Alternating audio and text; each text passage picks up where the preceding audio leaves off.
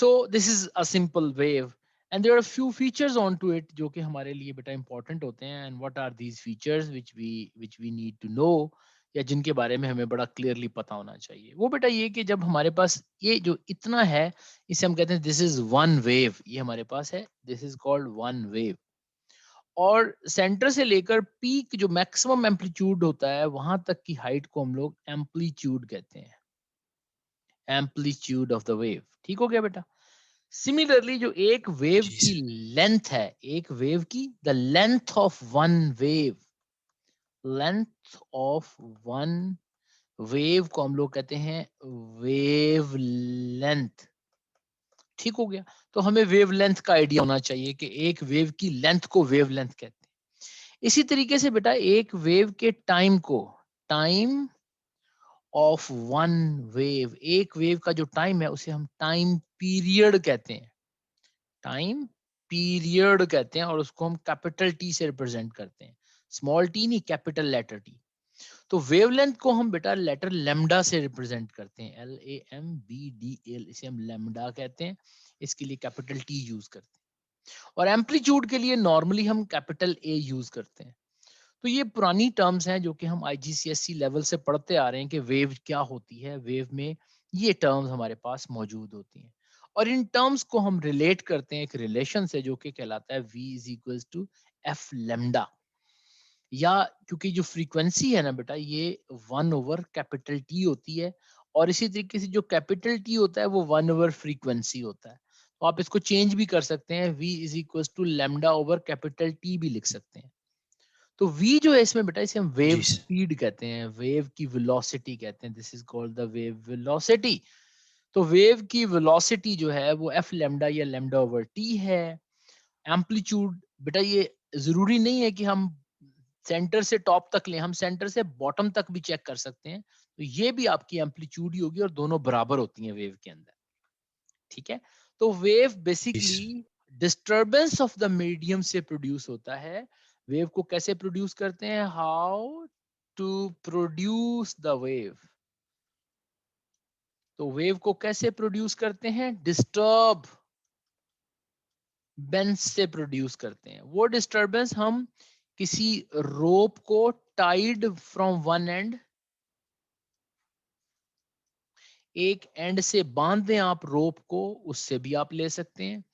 इसी तरीके से वो डिस्टरबेंस आप वाटर के अंदर जो है कोई चीज डिप करना शुरू कर दें कॉन्स्टेंटली, वी आर वाटर के अंदर हम डिपिंग स्टार्ट कर दें किसी स्टिक को, तो भी वाटर डिस्टर्ब होगा और उसके अंदर वेव्स जनरेट हो जाएंगी। ये वेव्स हम देख सकते हैं। रोप की वेव्स तो बहुत ही सिंपल है बेटा। अगर हम यहाँ से एक रोप को हम यहाँ से पकड़ें और ये वाला एंड हमने इस रिजिड स्पोर्ट के साथ बांधा हुआ है, ये हमारा रोप है, और आप इस एंड को पकड़कर अप और डाउन मूव करना शुरू कर दें, यानी कि इसको डिस्टर्ब करना शुरू कर दें, क्योंकि डिस्टर्ब करेंगे तो हमारे पास इसके अंदर ऑटोमेटिकली मूवमेंट होगी, जिसके रिजल्ट में आपके पास जो वेव है इसमें जनरेट हो जाएगी। थोड़ी देर के बाद आप देखेंगे कि आपकी जो वेव होगी that would definitely be, the wave would be like this, would be generated into it। लेकिन इसके लिए आपको अपने हाथ को रोकना नहीं है, आपको अपने हैंड को जब इसको पकड़ लेना है कॉन्स्टेंटली मूव करते रहना है, और ये रोप आपके हैंड की मोशन को फॉलो करता है। जब आपका हैंड नीचे की तरफ जा रहा होता है तो वेव भी कुछ ऐसी बन रही होती है, और जब हैंड आपका ऊपर की तरफ जा रहा होता है तो वेव ऐसी बनती है। So these waves are generated by the movement of your hand as they follow the path by your hand। वो आपके हैंड के पाथ को फॉलो करते हैं। यानी कि अगर आप अपने हैंड को नीचे से ऊपर लेके जाते हैं, अगर एक वेव को मैं यहाँ पर वैसे बना दूं और मैं कहूँ कि इसके सेक्शंस को आइडेंटिफाई करें, और मैं यहाँ से लेकर ये इस तरह से एक वेव जो है बना देता हूँ बेटा like this, and I want you to determine the sections, determine करें कि ये कौन हैंड की मूवमेंट यहाँ पर किधर है। तो हमारे पास ये यहाँ से लेके यहाँ तक का ये जो पूरे का पूरा पोर्शन है, इसमें आपका जो हैंड है वो ऊपर की तरफ मूव कर रहा है, your hand is moving upward, इसलिए ये सारे के सारे पार्टिकल्स जो हैं ये अपवर्ड ही मूव कर रहे हैं। और यहां से लेके यहां तक का जो सेक्शन है बेटा, इसमें सारे के सारे आपके जो पार्टिकल्स हैं they are following the path of your hand and they are going downwards, ये सारे के सारे पार्टिकल्स डाउनवर्ड जा रहे हैं। नॉर्मली हम वेव्स इस तरह से स्टार्ट नहीं करते। हम नॉर्मली जब वेव्स को स्टार्ट कर रहे होते हैं, ड्रॉ कर रहे होते हैं, तो हम कुछ वेव्स को इनिशियल पोजीशन से इस तरह से ड्रॉ करते हैं। We mean one wave like this. तो इस वेव के अंदर हमारे पास ये यहाँ से यहाँ तक के जो पार्टिकल्स हैं, ये जो पहले वाला पोर्शन बेटा मैंने दिखा दिया, इसमें सारे के सारे पार्टिकल्स नीचे की तरफ जा रहे होते हैं। इस सेक्शन में सारे के सारे पार्टिकल ऊपर की तरफ जा रहे होते हैं, जो कि मैंने यहाँ पर भी आपको दिखाया। सेम पार्टिकल वेव मैंने, ये सारे पार्टिकल जी सर। ऊपर की तरफ जा रहे होते हैं। फिर ये सेक्शन आधा रह गया था, जो कि आपके पास ये भी नीचे जा रहे थे, तो ये भी डेफिनेटली नीचे जा रहे हों। तो एक वेव में इस तरह से आप उसके सेक्शंस भी बना सकते हैं, छोटे छोटे पोर्शंस बना सकते हैं उसके। उसको एटलीस्ट 4 पार्ट्स में आप डिवाइड कर सकते हैं एक वेव को। अब हर पार्ट, जो लास्ट पार्ट है, इसको आप क्वार्टर कहेंगे, दैट इज द 1/4 पार्ट, या इसको T/4 भी कह देंगे, या इसको λ/4 भी कह देंगे, क्योंकि ये वाला जो पार्ट है ये λ/4 है। क्योंकि हमने देखा है कि एक वेव की जो लेंथ है, उसकी जो लेंथ है उसको लैम्डा कहते हैं, और एक वेव के टाइम को टाइम पीरियड कहते हैं। इसका मतलब है बेसिकली तो चीज एक ही है, लेकिन क्वांटिटी चेंज होती है, तो वो आपके पास डेफिनेटली लैम्डा और टाइम एक ही वेव की से रिलेट कर रही हैं। एक वेव की लेंथ को देखते हैं, और दूसरे को हम जो है यहाँ पर we do it like this. ठीक हो गया जी। Okay, so जी सर। I would definitely take it like this। इस तरह से मैं इसके बारे में जो है वो आपके साथ बात कर रहा हूँ। तो T/4 पोर्शन होगा। एक जो वेव है हमारे पास, इसको हम फर्दर जो है वो एक्सप्लेन जब करते हैं, वेव को जब ड्रॉ करते हैं, और वेव के बारे में हम और ज्यादा डिटेल डिस्कशन जब करते हैं, तो I am going to draw a wave for you again, a very clear wave. This is one of the wave, और इस वेव के अंदर ये मैंने अगली वेव भी ड्रॉ कर दी है। तो मैं इस वेव के अंदर, जो कि यहाँ पर फिनिश हो रही है, इस वेव में मैं डिफरेंट जो पॉइंट्स हैं उनको उसी तरह से मार्क कर सकता हूँ। ये हाईएस्ट एम्पलीट्यूड के पॉइंट्स हैं, और उससे नीचे के सारे पॉइंट्स जो हैं दे आर मूविंग डाउनवर्ड्स। और यहाँ से लेके यहाँ तक ये सारे के सारे पार्टिकल्स जो हैं, ये बेसिकली अभी तक ऊपर ही की तरफ मूव कर रहे हैं। हर पार्टिकल का एम्पलीट्यूड डेफिनेटली मूवमेंट का डिफरेंट होगा। यहाँ वाला पार्टिकल ऑलमोस्ट रेस्ट पे होता है, और जैसे जैसे उसके आप एम्पलीट्यूड को देखते हैं, उसके पार्टिकल का एम्पलीट्यूड मैक्सिमम, ये वाला जो पार्टिकल है इसका एम्पलीट्यूड मैक्सिमम है, एम्पलीट्यूड इसका कैसा है, मैक्सिमम है। और यहाँ पर जो पार्टिकल है इसका एम्पलीट्यूड बिल्कुल जीरो है। ठीक हो गया। तो ये हर पार्टिकल का एम्पलीट्यूड भी अलग है, वो आप देख सकते हैं, उसकी जो पोजीशन है वो बता देती है कि how it is responding to the particles को, किस तरह से ये रिस्पॉन्ड करता है। लेकिन हमें पता है कि आपके पास ये वाला जो पोर्शन है, ये वाला पोर्शन भी पार्टिकल्स जो है वो डाउनवर्ड ही मूव कर रहे हैं। ओके, ये वाले पार्टिकल भी डाउनवर्ड मूव कर रहे हैं, और ये वाले पार्टिकल भी डाउनवर्ड मूव कर रहे हैं। तो आपको अगर कोई क्वेश्चन एग्जामिनर पूछता है, वेव बना देता है और आपसे पूछता है कि बता दें कि पार्टिकल की क्या डायरेक्शन ऑफ मूवमेंट है, तो यहाँ पर हमारे पास जो आ गई, the direction of the movement of the particles आ गई। तो direction of the movement of the particles वो होती तो सिर्फ ये या ये है। ये दो वेव, ये दो डायरेक्शंस होती हैं नॉर्मली। ठीक है, जिस वेव की हम बात कर रहे हैं और जिस वेव को हम स्टडी कर रहे हैं, हम जिस वेव को स्टडी कर रहे हैं, इस वेव को हम जो है ट्रांसवर्स वेव कहते हैं। इसको हम ट्रांसवर्स वेव कहते हैं, लॉन्गिट्यूडनल नहीं कहते, क्योंकि दो तरह की वेव्स होती हैं, एक ट्रांसवर्स होती हैं, एक लॉन्गिट्यूडनल होती हैं। तो हम लॉन्गिट्यूडनल वेव की बात अभी नहीं कर रहे, we are talking about the transverse wave. तो ये एक ट्रांसवर्स वेव की बात हो रही है, जिसमें पार्टिकल्स ऑफ मीडियम तो अप एंड डाउन मूव करते हैं, जबकि वेव की स्पीड जो है, वेव की जो वेलोसिटी है, और उसके दरमियान में 90 डिग्री का एंगल होता है। तो इसको अगर हमें डिफाइन करने को कहा जाए, तो हम कुछ इस तरह से डिफाइन करेंगे, transverse wave, transverse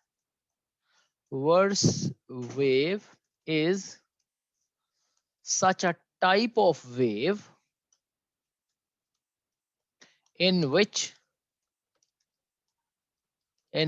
the particles of medium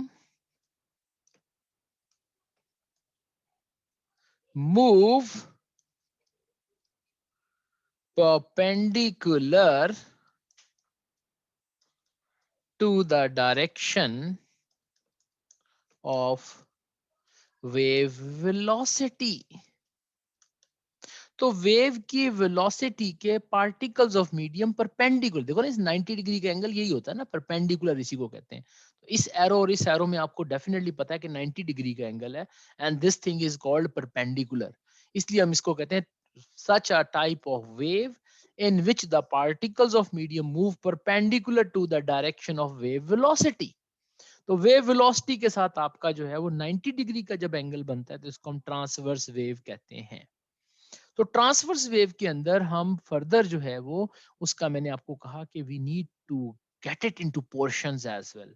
तो यहाँ पर जो पोर्शन है और ये वाला जो पोर्शन है और ये वाला जो पोर्शन है बेटा और ये वाला जो पोर्शन है, मैंने कहा इसके चार हम पोर्शंस कर लेते हैं। It has exactly equal 4 parts. तो अगर कंप्लीट वेव को हम कहें कि ये 360 डिग्री है, या ये एक लेमडा के बराबर है, या इसको 360 या 2 पाई भी कह सकते हैं आप, क्योंकि 2 पाई 360 डिग्री होता है। 360 डिग्री कहें या 2 पाई कहें या लेमडा कहें या एक टाइम पीरियड इसको कहें, सो इसको हम किसी भी एंगल में बात करते हैं तो 360 या 2 पाई कह सकते हैं। वेवलेंथ में बात करते हैं तो इसको लेमडा कहते हैं, और अगर हम इसमें बात करते हैं तो this is called the T में हम इसको बात करते हैं जी। ठीक हो गया जी, ओके गुड। एक सेकंड बता दीजिएगा।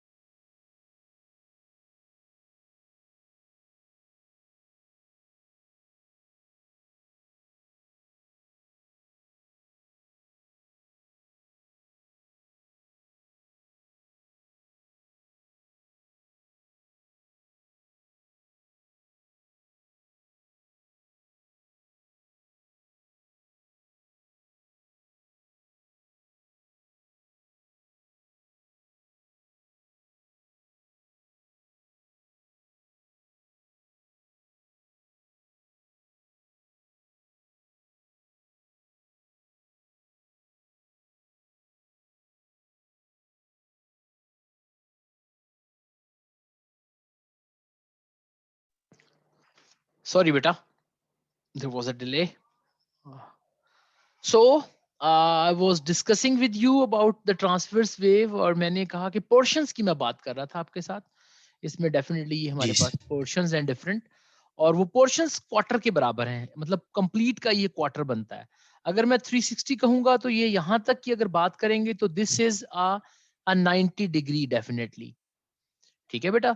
और अगर मैं टाइम पीरियड में बात करूंगा तो ये t/4 होगा। अगर मैं लेमडा में बात करूंगा तो ये लेमडा/4 होगा। यहां पर आ जाऊंगा तो ये 180 डिग्री हो जाएगा, या इसको पाई कह दूंगा मैं इसको। यहाँ पर इसको मैं पाई/2 भी कह सकता हूँ। मतलब मैंने ये किसी भी वे में ये, क्योंकि एग्जामिनर हमसे डिग्री में भी बात करता है, पाई में भी बात करता है, टाइम पीरियड में भी बात करता है, लेमडा में भी बात करता है। तो आपको पता होना चाहिए कि यहाँ पर एक वेव में दो पोर्शंस हैं, टॉप और बॉटम मिलके पूरी वेव बनती है। उसको आप एंगल में भी बात कर सकते हैं, पाई में भी कह सकते हैं, वो 2 पाई होता है, लेमडा या टाइम पीरियड। तो हर एक का क्वार्टर में देखें, ये लेमडा/पाई/2 कहते हैं इसको, 90 डिग्री कहते हैं आप। t/4 हो जाएगा, ये लेमडा/4 हो जाएगा। यहाँ पर आपके पास ये पाई है या 180 डिग्री है, और जब हम बात करते हैं लेमडा की तो लेमडा/2 हो जाता है। यहाँ पर आपके पास टाइम पीरियड भी डिवाइड/2 हो जाता है। ये वाला जो पोर्शन बनता है यहाँ पर अगर आप देखेंगे तो दिस इज डेफिनेटली, आपको पता है कि बढ़ता चला जाता है। ये 3t/4 हो जाता है इसी तरीके से ये। ओके, लैम्डा में भी इसी तरीके से 3 लैम्डा/4 हो जाता है ये। लेकिन एंगल में देखते हैं तो 270 डिग्री हो जाता है ये। और इसी तरीके से ये 3 पाई/4 हो जाता है। तो whatsoever is, you can talk about every point on the wave. तो वेव की ये जो मैं आपके साथ डिस्कशन अभी कर रहा हूं, this is basically called the phase of each point on the wave. इसका मतलब है एक वेव के अंदर हर पॉइंट का अलग फेज होता है, और वो फेज जो है वो डेफिनेटली डिग्रीज के साथ है, क्योंकि आपके पास जो एक वेव है, one wave is from 0 to 360 degrees के बराबर है बेटा, या 0 से लेके 2 पाई के बराबर है, या 0 से लेके पूरे एक टाइम पीरियड के बराबर है, या 0 से लेकर पूरे एक लेमडा के बराबर है। इसको किसी भी सेंस में हम बात कर सकते हैं, but in all these senses this is called one wave, इसे हम एक वेव कहते हैं। ठीक है जी। तो phase of each point on the wave is called, हम उसको जो है वो अलग डिग्री के साथ एसोसिएट करते हैं। ठीक है, इसका मतलब है बेटा आपको एक वेव से बहुत ज्यादा क्लोजली उसको मॉनिटर करके आप उसमें बहुत आसानी के साथ क्विकली मेंशन कर सकते हैं कि ये पॉइंट क्या है, ये पॉइंट क्या है, ये पॉइंट क्या है, यहाँ से देखें ये वाला पॉइंट क्या है, यहाँ से देखें ये वाला पॉइंट क्या है। तो ये पॉइंट अगर मैं 360 में कहता हूँ, ये 360 डिग्री है, ये वाला पॉइंट 90 डिग्री है, ये वाला पॉइंट 180 डिग्री है, ये वाला पॉइंट 270 डिग्री है यहाँ पर जो है। अच्छा, अब दरमियान में भी कोई पॉइंट होगा तो वो भी कुछ ना कुछ तो एंगल के साथ क्योंकि ये वाला पॉइंट 0 डिग्री के साथ है, ये वाला 90 के साथ है, तो यहाँ पर दरमियान में कोई जो पॉइंट होगा तो वो कितने डिग्री के साथ होगा, 45 के साथ होगा। तो हर पॉइंट एक अलहदा डिग्री के साथ, हर पॉइंट एक अलहदा, या पाई में बात कर लें या टाइम पीरियड की रेशो में देख लें, या वो उसकी अलहदा फेज है, इसे हम कहते हैं phase, this is called phase. अब बेटा एक मिनट देखिएगा, लेट मी, हम कहते हैं फेज डिफरेंस। क्या कहते हैं बेटा, फेज डिफरेंस। अगर आपको फेज फेज, डिफरेंस। हाँ, अगर आपको फेज का पता चल गया तो आप किसी दो पॉइंट्स के दरमियान फेज डिफरेंस भी बता सकते हैं। देखें, एक वेव आपको दे दी जाए और उस वेव में दो पॉइंट्स आपको बता दिए जाएं, और आपसे ये पूछा जाए what is the phase difference between these two point. For example, आपको एक पॉइंट यहां बता दिया जाए, एक पॉइंट यहां बता दिया जाए, इसे कहे ये P है, ये Q है, आपको कहा जाए what is the phase difference, phase difference between P and Q। तो बता सकते हैं हम, क्यों? देखें, हमें पता है P पॉइंट के नीचे जो डिग्री है, अगर डिग्री में बात करें 90 है, यहाँ पे जो डिग्री है वो 360 डिग्री है, तो फेज डिफरेंस क्या होगा, 360 माइनस 90। तो 360 में से आप 90 को माइनस कर दें, आपके पास फेज का डिफरेंस आ जाएगा इन दोनों पॉइंट्स के बिटवीन, जो कि कितना है, 270 डिग्री का फेज डिफरेंस है। So this is the way to find the phase difference between any two points. वो कोई से दो पॉइंट दे सकता है, आपको यहाँ पर एक पॉइंट दे देता है ए, और यहाँ पर एक पॉइंट दे देता है बी, आपको कहता है ए और बी का फेज डिफरेंस। हमें पता है ए जो है वो कितने एंगल पर है, 180 पर है, बी कितने एंगल पर है, this is B, this is at 270 degree. तो इन दोनों में कितना फेज का डिफरेंस होगा, the phase difference between A and B जो होगा वो होगा 270 माइनस 180। ठीक है जी, 270 minus 180, what it would be, it would be 90 degree. अच्छा, ये मैंने आपको पहले कहा यार, तो डिग्रीज में बात की जा सकती है, या पाई में बात की जा सकती है, या लेमडा में बात की जा सकती है टाइम पीरियड में। तो किसी भी सेंस में आप इसको इसको लिख सकते हैं, फेज के डिफरेंस को एक्सप्लेन कर सकते हैं, इसको हम फर्दर यूज कर सकते हैं। ठीक हो गया बेटा, this is called phase difference for the wave, one wave का फेज डिफरेंस, उसके डिफरेंट पॉइंट्स के बिटवीन का फेज डिफरेंस हम देख सकते हैं। तो ये हमारे लिए जो एस लेवल का पहला वैलिड पॉइंट है वो यही है कि आपको फेज का पता हो हर पॉइंट के, और फेज का डिफरेंस का भी पता हो। ठीक हो गया बेटा, इसी हम कॉन्सेप्ट को थोड़ा सा और जो है वो एनहेंस करते हैं, इसी कॉन्सेप्ट को थोड़ा सा हम फर्दर यूज करते हैं। I am going to draw the two waves now. एक वेव मैंने ड्रॉ की बेटा, एग्जैक्टली exactly ऐसी ही मैं दूसरी वेव भी आपके लिए बेटा ड्रॉ करता हूँ, एक और वेव ड्रॉ करता हूँ। I am drawing it with my hand बेटा, एग्जैक्टली exactly नहीं बन सकती, थोड़ा बहुत जरूर डिफरेंस होगा, यू कैन अंडरस्टैंड दैट कि एग्जैक्टली तो बेटा बिल्कुल वैसी वेव मैं हैंड से ड्रॉ नहीं कर सकता। अब अगर आपको एक पॉइंट दे दिया जाए कि यहाँ पर एक पॉइंट कहा जाए ये ए है, और यहाँ पर एक पॉइंट दिया जाए बी, और आपको कहा जाए इन दोनों पॉइंट्स के दरमियान में फेज का डिफरेंस बताएं, can you try it out बेटा, कोशिश करें। अच्छा, अगर यहां पर एक वेव खत्म हो जाती है, ऐसी है ना बेटा, एक वेव, ये दूसरी वेव है आगे, this is one of the wave, this is the second wave. अच्छा, पहली वेव में इसकी जी पोजीशन सर। क्या बनती है बेटा? 90 डिग्री। अच्छा, दूसरी वेव में बी की पोजीशन क्या बनती है? 90 डिग्री। ऐसी है ना बेटा, क्योंकि जब वेव खत्म जी तो सर। हाँ 360 यहाँ पे खत्म हो गया, दोबारा से जीरो हो जाता है। अब अगर मैं आपको कहूँ फेज डिफरेंस बताएं ए और बी का, तो आप क्या कहोगे? 90 माइनस 90 क्या होगा? 0 डिग्री।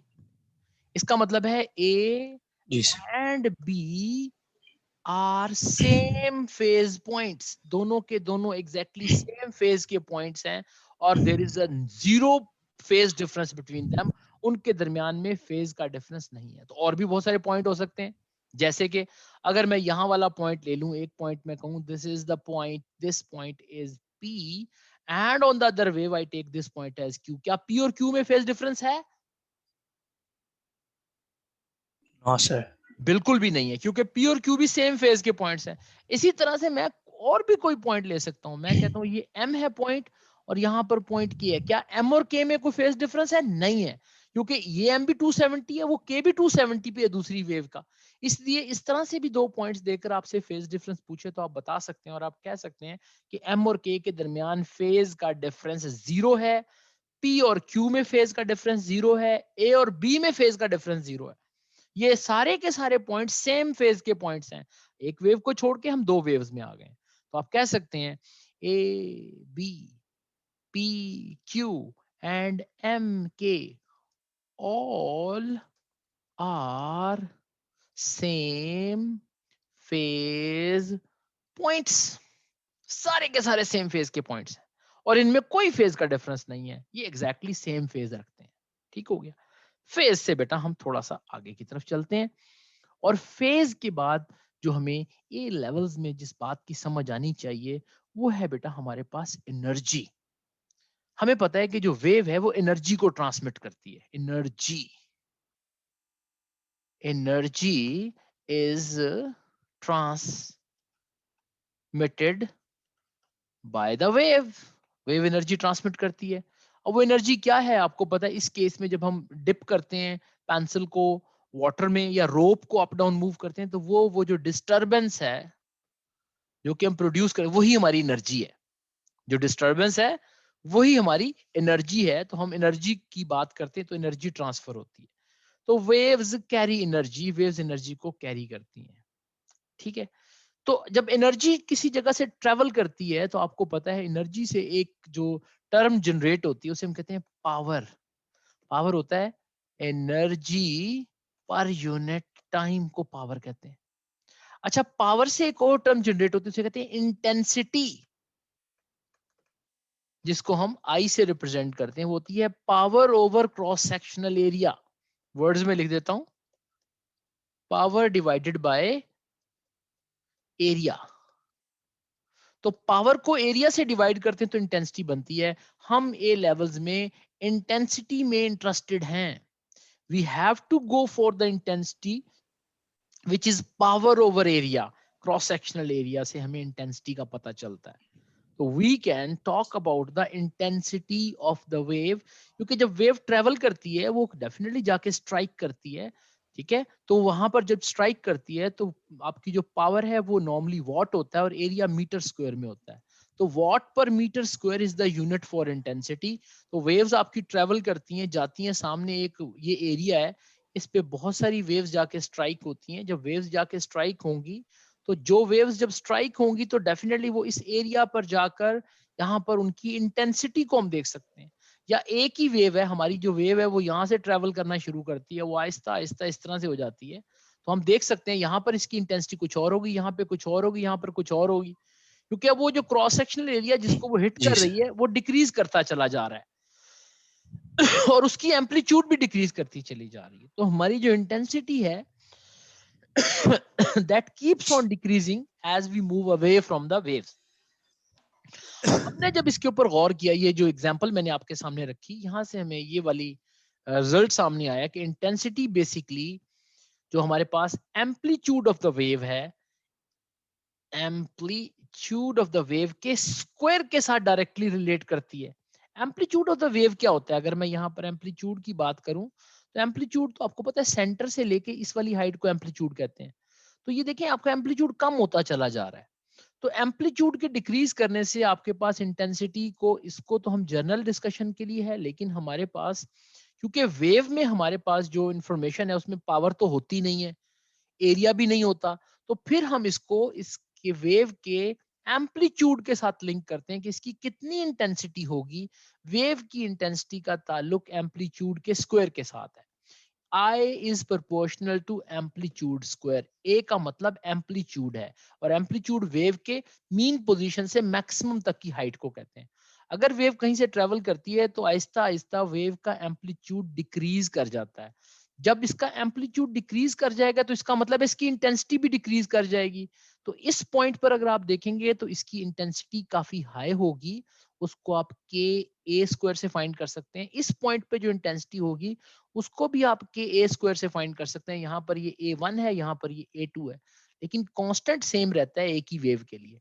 तो पहले वाले में से आप कांस्टेंट अगर फाइंड करके I ओवर A1 स्क्वायर को सेकंड में पुट कर देंगे तो आप इसकी इंटेंसिटी फाइंड कर सकते हैं I over A1 square into A2 square. तो यहाँ की जो इंटेंसिटी होगी if that is given to you, तो आप यहाँ पर I डैश फाइंड कर सकते हैं, that would be I A2 square over A1 square से हम इसको फाइंड कर सकते हैं। We can go for the calculations as well. हम बेटा इसको कैलकुलेशन की तरफ ले जाते हैं ताकि आपको थोड़ा और बेटर आइडिया हो, क्योंकि theory is theory and calculations are calculations.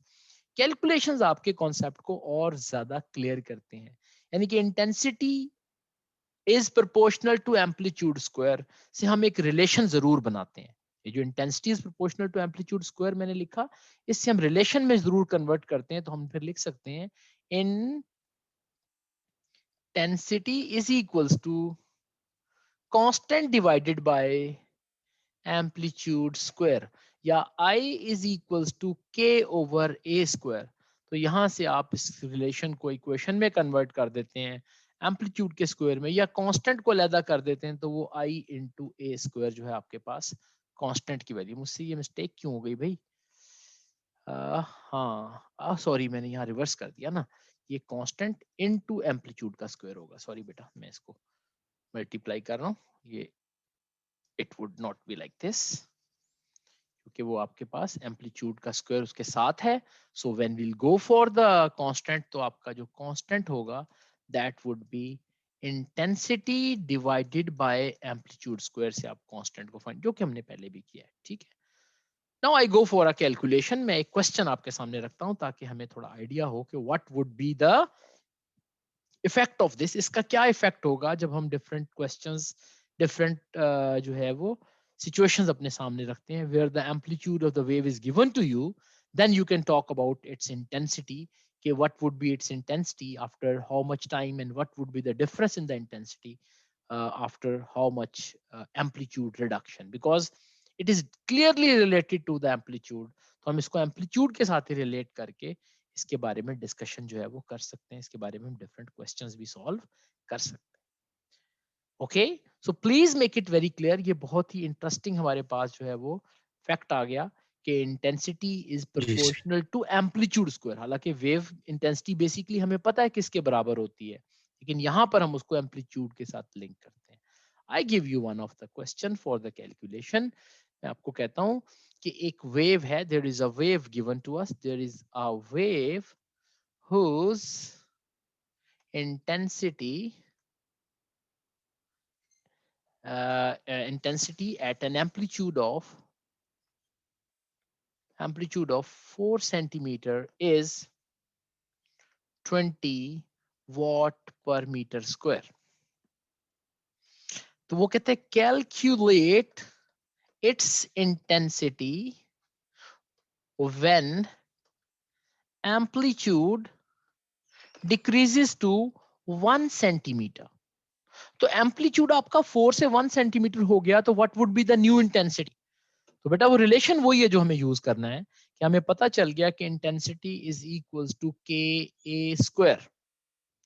तो इनिशियली इंटेंसिटी हमें गिवन है बेटा, और उसकी वैल्यू हमारे पास है 20, और एम्पलीट्यूड भी गिवन है 4 का स्क्वायर, 4 4 जा 16, तो के, लेकिन 4 की जगह अगर आप बेटर है 0.04 या 4 ही ले लेते हैं, कोई बात नहीं है, 4 का स्क्वायर 16 है, तो आपका ये के की वैल्यू आ जाएगी 20/16 से आपके पास के आ जाएगा। Then again you use the same relation, I is equal to K A square. अभी आई हमें फाइंड करना है, ये आई डैश है, के की वैल्यू आप निकाल चुके हैं 20/16, और जो ए टू स्क्वायर है वो आपने फाइंड करना है, सॉरी आपने, हाँ सॉरी ये भी गिवन है आपको 1 सेंटीमीटर, तो 1 का स्क्वायर 1 होता है, तो आपके पास आई डैश की वैल्यू आ जाएगी 20/16। You can get it as 20 divided by 16, you can get it as 1.25। इसका मतलब है आपकी intensity 1.25 watt per metre square में कन्वर्ट हो गई, किससे, 20 से। एम्पलीट्यूड के डिक्रीज होने से आपकी इंटेंसिटी पे डबल फर्क पड़ता है, क्योंकि एम्पलीट्यूड का स्क्वायर है, ठीक है। So this is the new जी सर। इंटेंसिटी जो कि 20 से फॉल करके 1.25 हो गई। All right, so this is the way we would use this relation। ये हमारे लिए बिल्कुल लेटेस्ट और न्यू, यानी कि ए लेवल्स के अंदर यही हमारे पास अब तक की जो हमने फिजिक्स पढ़ी है। एक दो दूसरा पॉइंट है, पहला पॉइंट हमने डिस्कस किया आज बेटा, that was related to phase and phase difference and the phase of the each point on a wave and the phase differences between the points, and the second point is related to the relation of the intensity of the wave with its amplitude square। ये दो points हैं बेटा जो कि आपने अच्छी तरह से ध्यान में रखने हैं, the lambda, the wavelength, the speed, the v is equals to f lambda, these all are old concepts और ऑलरेडी भी हमने पढ़े हुए हैं, हमें वेव का बेसिक आइडिया पहले से है, वेवलेंथ का भी हमें पता है, लेकिन वेवलेंथ की अब डेफिनेशन थोड़ी सी हम बेटा बेटर किया करेंगे। If you are asked to define a wavelength, तो आप लिखेंगे the distance between two points of same phase of vibrations on a wave। किसी वेव पर, ऑन द वेव पर जो डिस्टेंस होगा दो पॉइंट्स का of same phase of vibration, this is the same phase of vibration. क्या मतलब है इसका, अगर इसको फिजिकली हम समझें तो it would be like this, कुछ इस किस्म की बात बन रही है कि आपको दो पॉइंट्स चाहिए जिनका फेज ऑफ वाइब्रेशन भी सेम हो। अच्छा जी, तो अगर मैं बेटा इस पॉइंट की बात करता हूं, तो इस पॉइंट में आपको पता है कि यहां से आपको पता है इसकी जो फेज ऑफ वाइब्रेशन है वो सेम है, या मैं यहां पर पॉइंट लेता हूं, ये वाला जो पॉइंट है बेटा आपको पता है यहाँ पर सारे के सारे पार्टिकल डाउनवर्ड मूव कर रहे हैं। अब अगर मैं यहाँ पर आता हूं तो यहाँ पर ये पार्टिकल तो है, लेकिन ये पार्टिकल तो अपवर्ड मूव कर रहा है, इसका मतलब ये दोनों सेम फेज नहीं है, वैसे भी सेम फेज नहीं है, आपको पता है ये पहली वेव जब तक दूसरी वेव में नहीं आएंगे, इसी जगह नहीं आएंगे, आपको सेम फेज ऑफ वाइब्रेशन का पॉइंट ही नहीं मिलना। इसका मतलब है इन दो पॉइंट्स के दरमियान जो डिस्टेंस है उसे लेमडा कहते हैं। इसी तरीके से इसका सेम फेज पॉइंट, ये पहले भी हम डिस्कस कर चुके हैं, इस डिस्टेंस को भी हम लेमडा कहते हैं। इसका मतलब है जी नेक्स्ट सर। सेम फेज का जो पॉइंट है बेटा वो आपको नेक्स्ट वेव में के अंदर जाके मिलेगा, और दो सेम फेज ऑफ वाइब्रेशन के पॉइंट्स के दरमियान का डिस्टेंस लेमडा होता है। इसका मतलब है इसका भी है, तो इन दोनों के दरमियान में जो डिस्टेंस है वो भी लेमडा होगा। तो जी सर। LAMDA, इसे हम कहते हैं वेव लेंथ।